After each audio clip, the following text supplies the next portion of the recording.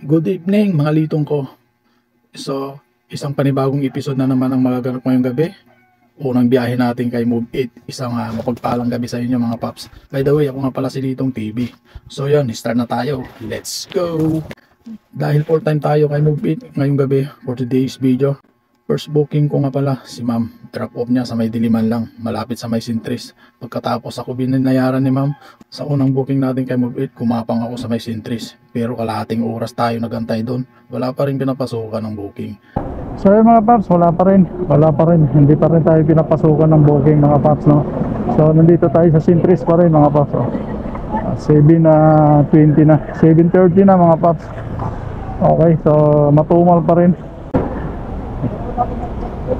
So mamaya pag hindi pa rin tayo pinasukan ng hanggang alas 8 siguro lilipat tayo ulit ng pwesto. Nasa Sintris tayo mga paps. Kaya nagdesisyon ako na lumipat. Lumipat tayo ng pwesto. Gapang na, Litong. So mga paps, gagapan tayo. Punta tayo sa may bandang siguro bandang Mother Ignacia or dyan sa may bandang ABS-CBN. I-try natin doon. Wala tayong dito. Kalahating oras tayo nag-antay dito sa Sintris.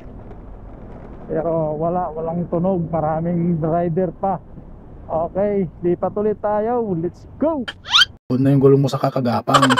So yun, sa wakas, maya pinasukan na tayo ng booking. Dali-dali ko na inaksip, baka kasi i-cancel pa.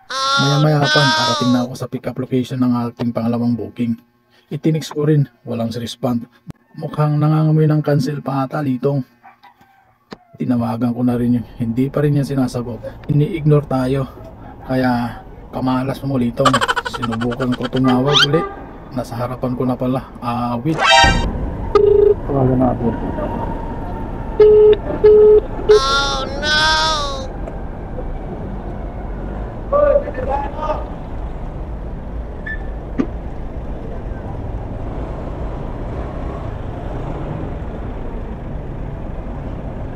Hindi naman sinasagot.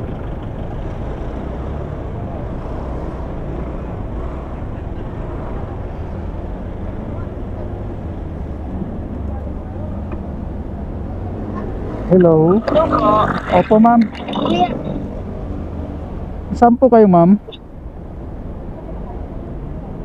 Hello po?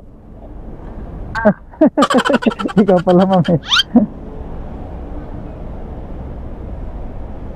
Desire ba yun?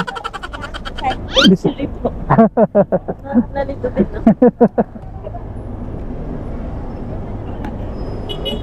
Dito.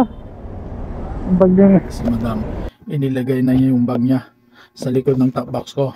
Pagkabigay ko ng hairnet, umalis agad kami.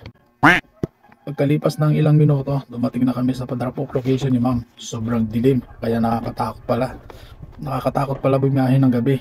Hindi matagal, pinasukan agad ako ng booking. Hindi kalayuan, hindi ka na pinagapang, Litong. Mukhang tuloy-tuloy na ba ang swerte mo? So yan mga paps, pagkalipas ng isang oras, nakarating na kami sa drop off location ni ma'am. Nag-tip nga pala sa ng 35 pesos. Ang bait ni ma'am, mabuhay ka hanggang gusto mo. Akala ko tuloy-tuloy na ng swerte. Isang oras ako nag-aantay dito sa Commonwealth. Alas 2 na ng madaling araw. Dahil malapit na ako sa amin, nagdesisyon na rin ako na umuwi. Kaysa magkaroon pa ako ng ugat sa kakaantay ng booking. Charot lang. Hanggang dito na lang ang aking video. See you next vlog mga paps. Maraming salamat sa suporta nyo. Bye bye!